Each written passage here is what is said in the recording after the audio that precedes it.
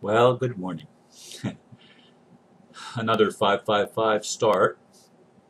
I think that's two in a row, if I'm not mistaken. I'm pretty sure I did yesterday a 555. Anyway, this is the video for July 29th, and the title is a question.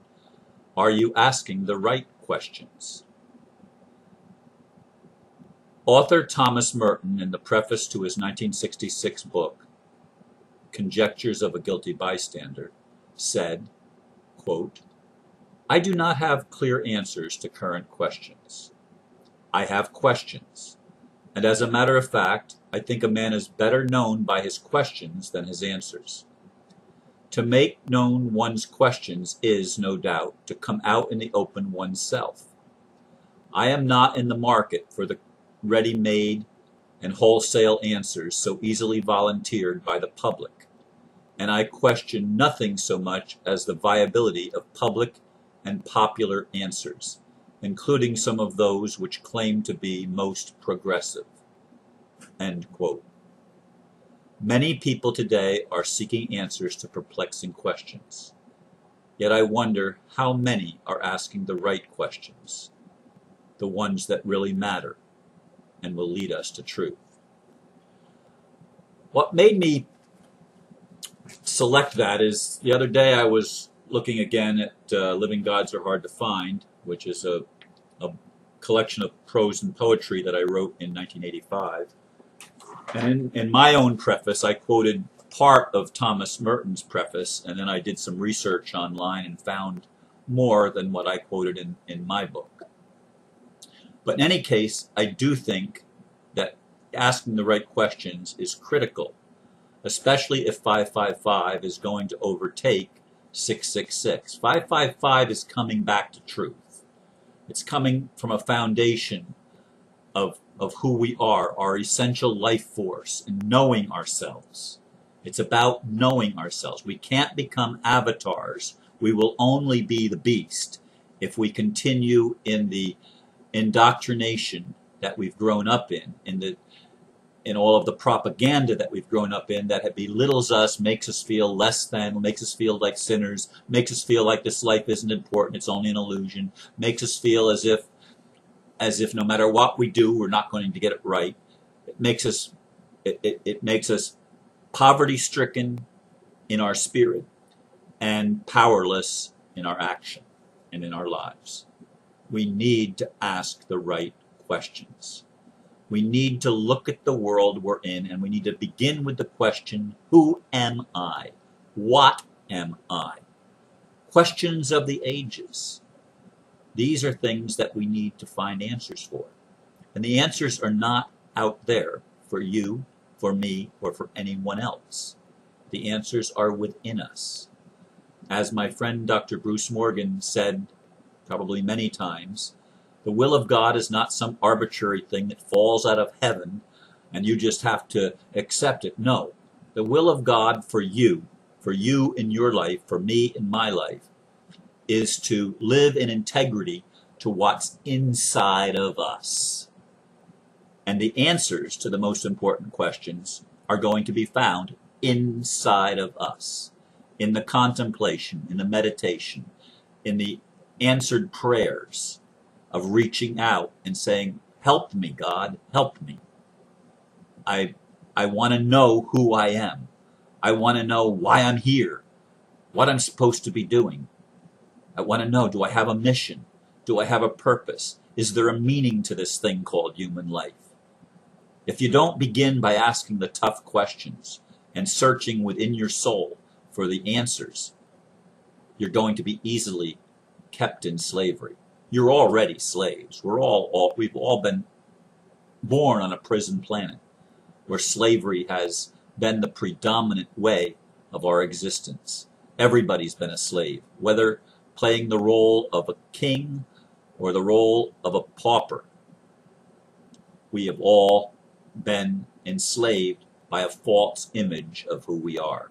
We need to have the true image. And again, the true image does not come from your religion. It does not come from your education. It does not come from somebody else's answer. It can only come from within inside of you when you choose to listen to your heart and your gut and ask the questions and find the answers that you are saying to you, because it's not you alone, it's you that's the higher part of you. It's you that's the infinite part of you that's going to give you the intuitive knowledge, the knowing, the gnosis, that's going to be able to lead you from slavery to liberation, from slavery to renaissance, okay? Where your creativity and your talents, gifts, and abilities blossom like a lotus blossom or like a rose or like any beautiful flower. They blossom. You are made to blossom. You are in a chrysalis stage like a caterpillar, and you formed this stage where you're in transformation. You're in your cocoon, and you got to burst forth from that cocoon. You got to gnaw your way out, eat your way out, and strengthen your wings as you're gnawing your way out of the cocoon. And then you burst forth and fly. You're going to be known by asking the right questions. As you look at the world, what are the right questions? Who does it profit is one of the big ones. Who does it profit? Who's taking advantage of this situation? Who are the winners and who are the losers? Is it true?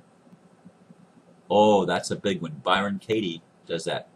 Always ask yourself, make the statement, is it true? And then answer the question and listen to your gut. What does your gut tell you? Say, the sky is blue. Breathe. What does it feel like? Is that a true statement?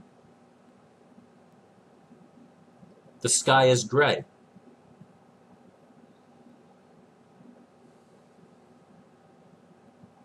My religion is the only true religion. What I feel on that one is, feel for the contractions. The contraction is how you determine if something is true or not. If it's a contraction that squeezes, probably it's a lie. I'd say 9 times out of 10 or more, it's a lie. That's why it's contracting. Your body is giving you the answer. Your gut is telling you the truth. The gut doesn't lie. Now, we may not be able to listen to the gut. We may not be in touch with our feelings. But when we are, it doesn't lie. The body knows the truth because it bypasses the mind. The mind can lie to us all the time and create all sorts of fantasies, all sorts of fictions, all sorts of alternative realities that just really aren't realities. They're just things that we want to experience. We need to ask the right questions, and we need to learn how to get the answer that is our answer. You need to get the answers to your questions that are your answers, not somebody else's, not my answers. I can't give you answers for you. I have enough trouble sometimes finding the right answers for me because, yes, I'm confused sometimes too by all that's going on in the world. Of course I am. I'm human, and I embrace my humanity. I don't get up on a pedestal and say, well, I'm a Bible student, so God said it, I believe it, that settles it. That's ignorance, folks. Any fundamentalist attitude of believing somebody else's answers because of what somebody wrote in some book, however many thousands or hundreds or scores or even years ago, however long ago it might have been, somebody else's answers aren't going to be your answers for today. And what is true for you today was not true for you when you were a baby. Did you hear me? It was not true for you when you were a toddler and a young child. It was not true for you when you were a teenager. And if you're now a young adult, what you've gone before, you transition through your stages of life. And what is true at one stage of life is not the best answer at the next stage of life. You have to learn to live in the moment and in the stage of your development where you are in your own evolutionary process. You need to be there so that you can ask the right questions and get the right answers for the now moment. This is the lesson of 555. This is the lesson of how we're going to overcome 666. How we're going to overcome the slavery system, how we're going to overcome the system that we've been born in, where everything, almost everything, is a lie, and almost all the answers are not true. No wonder Thomas Merton said, "I am not in the market for ready-made and wholesale answers so easily volunteered by the public, and I question nothing as much as the viability of public and popular answers, including some of those that are new thought and new age and seem to be progressive." You know, I'm, of course, adding to what he was saying, but you get the message. The answers for today will not be the same as they were yesterday, and more likely, yesterday they might be close to the same because it's closer in time. But the further back you go in your own history, in your own life, the chances are the answer that was true then is not going to be the same answer now. Are you following the truth? Or are you merely regurgitating stuff that you've been told is true? Are you asking the right questions so that you can find the right answers? Only you can answer that for you. I can't answer it for you. I can look at your life and I can form judgments and make opinions and assess what I see. I might be right. I might be wrong, because only you are living your life, and only you know for sure, and all I have is my own filters through which I see, through which I hear, through which I perceive your reality.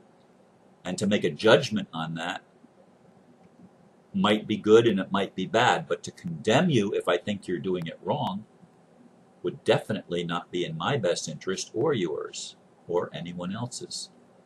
Making condemnations of anybody is not wise.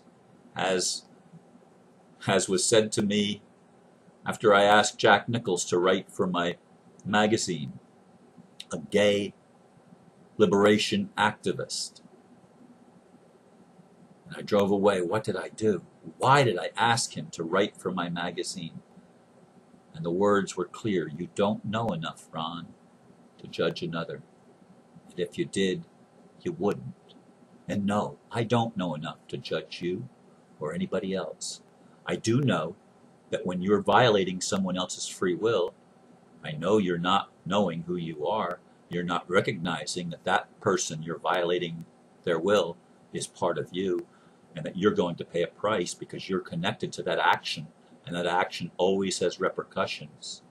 All of our actions do.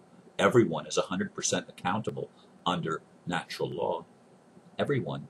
And no one can escape that, no matter how many illusions and delusions you create in your mind, no matter how much you try to convince yourself that you're separate and not accountable and not liable, no matter how much you play that psychopathic game of egocentrism and an imbalance of your own nature, no matter how much you play that game, you're still going to be accountable to yourself. Because you know intuitively that what you're doing is wrong. You can cover it up with drugs, you can cover it up with alcohol, you can cover it up with sex, or any number of habits that you want to try to wash out the truth, but it's always there. And I don't care how psychopathic you are, I don't care how seared your conscience is, deep inside, when you've done wrong, you know you've done wrong. No matter how many times you've tried to run away from that truth, you know it. Are you asking the right questions? Are you asking, does my life make a positive difference? Am I making a good impact on the world around me? Am I truly loving myself? Am I truly loving my family? Does anyone really care for me? Do I really care for me? What are the questions you ask yourself? What are the questions you ask yourself? Or are you just going to sit in the complacency of other people's answers And well, that's the way it's always been. Well, we have a chance to make it different. We have a chance to repurpose and redesign and redefine our lives. We're being given that opportunity right now, in this modern day, in 2014. We're being given the opportunity to turn over a new leaf and to set a new course, a course that will lead to peace on earth and a world that works for everybody. That's my goal. That's the goal of most visionaries that I know. And I wouldn't call anybody that doesn't have that vision of much of a visionary. But then again, I'm judging it, am I not? You're here to play your role. Learn, listen, ask the questions. What role are you here to play? Yeah. Are you here to help? Or are you here to hinder? Are you here to move forward? Or are you here to restrict and punish? What are you here for? You have to answer that question for you, because I can't do it. As I always say, follow your heart and trust your gut. And thank you for listening. Namaste.